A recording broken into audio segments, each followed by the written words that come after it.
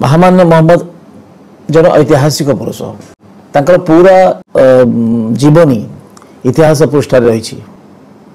अरबर Quraysh नामक एक संभ्रांत वंश से जन्मग्रहण करते 570 मसीहा एप्रिल 20 तारीख सोमवार दिन।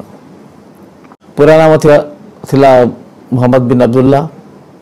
बापा का नाम थिला अब्दुल्ला और माँ का नाम थिला आमना।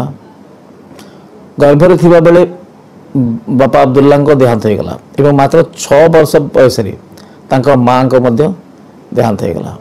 तेणु 6 वर्ष से अनाथ हो जाते एवं जीजी अब्दुल मुतलिब से अनाथ मोहम्मद को लालन पालन भार ले किंतु मात्र 2 वर्ष पर से मध्य संसार विदाय ले।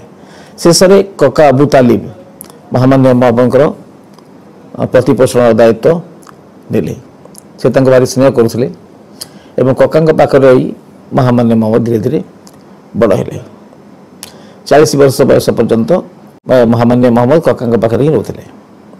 40 वर्ष प्रथम दैववाणी है एवं परवर्ती 23 वर्ष से ईश्वर धर्मर पुनस्थापना कठोर संघर्ष करते 632 मसीहा जून 8 तारिख से मदीना से निश्वास त्याग करते।